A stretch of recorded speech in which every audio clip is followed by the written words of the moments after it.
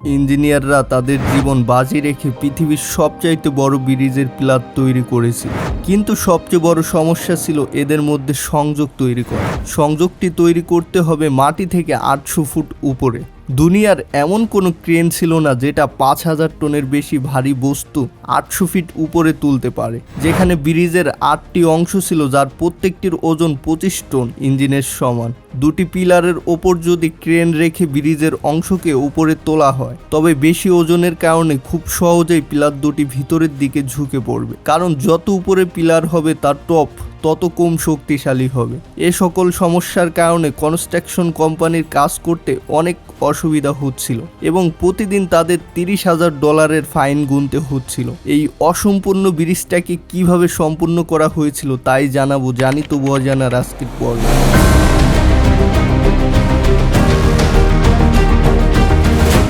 ফ্রান্সে অবস্থিত এই ব্রিজটি পৃথিবীর সবচেয়ে উঁচু ব্রিজ, যেটি 2004 সালে $394 মিলিয়ন দিয়ে তৈরি করা হয়েছিল। এটি মাটি থেকে 1225 মিটার উপরে অবস্থিত। ইঞ্জিনিয়ারদের তৈরি করা এই ব্রিজটি সত্যি দেখার মতো ছিল।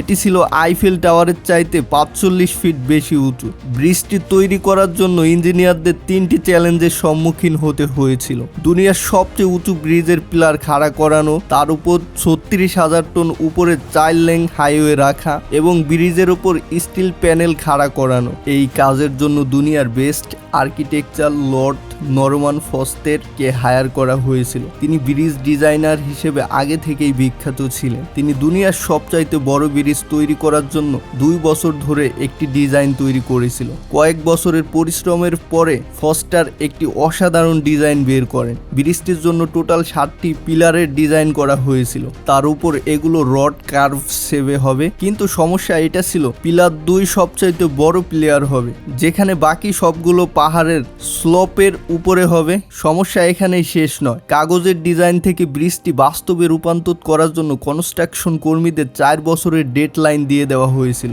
ডেডলাইনের পরে প্রতিদিন $30,000 জরিমানা দিতে হবে। ব্রিজটিকে 120 বছরের জন্য তৈরি করা হচ্ছিল।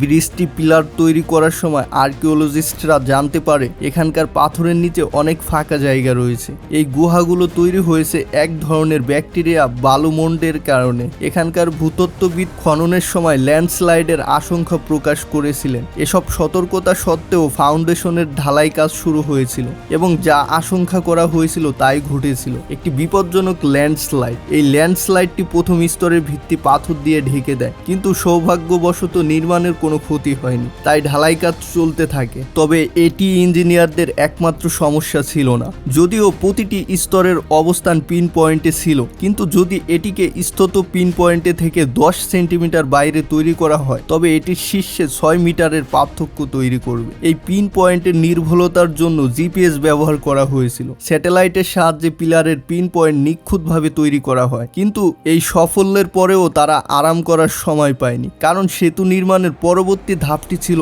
সবচেয়ে কঠিন। এত উচ্চতার 2.5 কিলোমিটার দীর্ঘ সড়ক স্থাপন করা কোনো মজার বিষয় ছিল না। সড়ক অংশের আনুমানিক ওজন ছিল 36,000 টন, যা 90টি এয়ার বিমান A380 এর ওজনের সমান। এই প্রক্রিয়া চলাকালীন একটি ছোট ভুল মানুষের জীবন এবং $মিলিয়ন ক্ষতির কারণ হতে পারে। আপনাদের উদ্দেশ্যে বলে রাখা ভালো যে নিউ ইয়র্কের ব্রুকলিন ব্রিজে 34 জন শ্রমিক প্রাণ হারিয়েছিলেন এবং 1970 সালে অস্ট্রেলিয়ান ওয়েস্ট গ্রেট ব্রিজে 35 জন শ্রমিক প্রাণ হারিয়েছিল।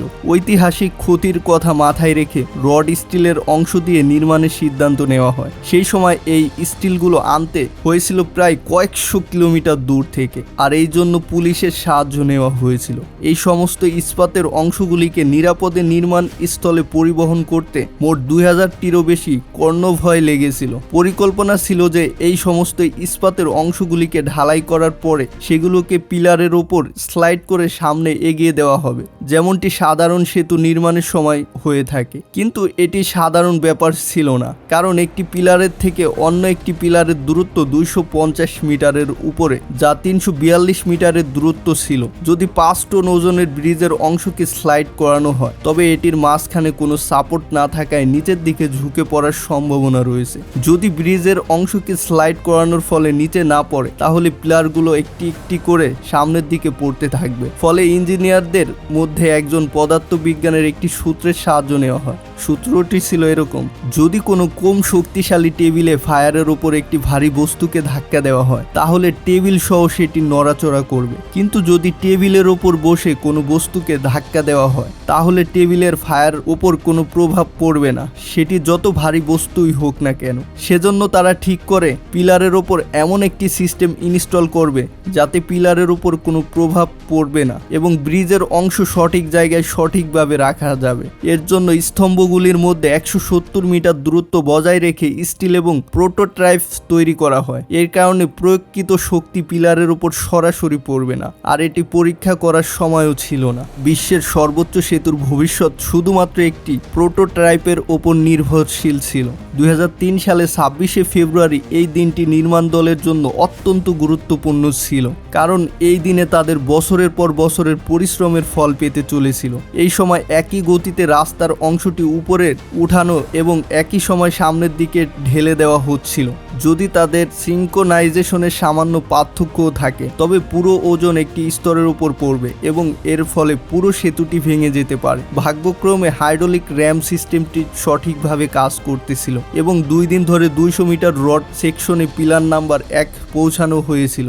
এই সমস্ত কাজ আবহাওয়ার কথা মাথায় রেখে করা হচ্ছিল। শুধুমাত্র সেই দিনগুলো বেছে নেওয়া হচ্ছিল যেই দিনগুলোতে ঝড়ো বাতাসের আশঙ্কা কম ছিল, কারণ শক্তিশালী বাতাসের কারণে সেতুগুলো ভেঙে পড়ার আশঙ্কা ছিল, বিশেষ করে যখন ব্রিজের এক অংশ কোনো সাপোর্ট ছাড়াই বাতাসে ঝুলে থাকে। 1940 সালে ওয়াশিংটন রাজ্যের টোকমানারো সাসপেনশন ব্রিজের পিলারগুলি বাতাসকে বাধা দিচ্ছিল, যার ফলে পুরো ব্রিজ ভয়ানকভাবে দুলছিল। এমনকি এটি চালু হওয়ার কয়েকদিন পর পুরো ব্রিজটি ভেঙে পানির নিচে তলিয়ে যায়। দিন যত যাচ্ছে ততই ব্রিজের অংশগুলো পিলারের ওপর বসানোর কাজ পুরোদমে চলছিল। 2004 সাল নাগাদ রাস্তার অংশগুলো কাজ প্রায় শেষের দিকে। ব্রিজের দুই পাশের রাস্তা বিছানো হয়েছে, এখন শুধু বাকি ছিল নদীর উপরের অংশ।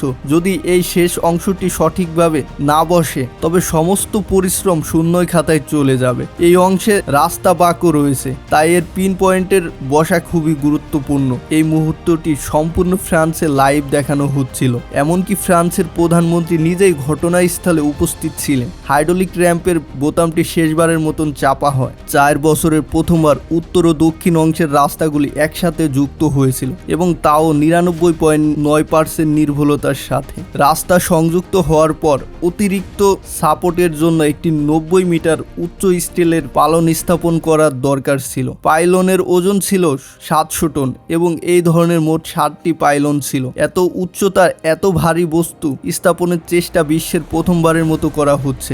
সবশেষের ব্রিজটি মোট ওজন ছিল 50,000 টন। আপনাদের ধারণার জন্য বলে রাখি, এই ওজনটি ছিল 1200টি যুদ্ধ ট্যাঙ্কের ওজনের সমান। এটি শক্তি পরীক্ষার জন্য 28টি ট্র্যাক একসাথে এর ওপর দিয়ে চালানো হয়। আশ্চর্যের বিষয় এটি যে ব্রিজটিকে 50 সেন্টিমিটারের দোলানোর জন্য ডিজাইন করা হয়েছিল, যেখানে এই সমস্ত ট্র্যাকের ওজন সহ মোট 25 সেন্টিমিটার দোলানো ছিল। 26শে ডিসেম্বর 2004 সালে মিলাউ ড্র্যাককে প্রথমবারের মতো জনসাধারণের জন্য উন্মুক্ত করে দেওয়া হয়। হ্যাঁ, এটি ইঞ্জিনিয়ারিং টিমের দিনরাত পরিশ্রমের ফল। তারা শুধুমাত্র সফলতার সাথে বিশ্বের সর্বোচ্চ সেতুটি নির্মাণ করেনি, বরং সময়ের আগে কাজটি শেষ করে একটি নতুন রেকর্ডও তৈরি করেছিল। ভিডিওটি ভালো লাগলে অবশ্যই একটি লাইক করবেন, আর আপনি যদি এমনই রহস্য, রোমাঞ্চ, আনকমন আর ইন্টারেস্টিং ভিডিও দেখতে পছন্দ করে থাকেন তাহলে জানি তবু অজানা চ্যানেলটি সাবস্ক্রাইব করে পাশে রাখা বেল আইকনটি প্রেস করে রাখুন। তো দেখা হচ্ছে পরবর্তী নতুন কোনো ভিডিওতে। ততক্ষণ পর্যন্ত ভালো থাকুন, ধন্যবাদ।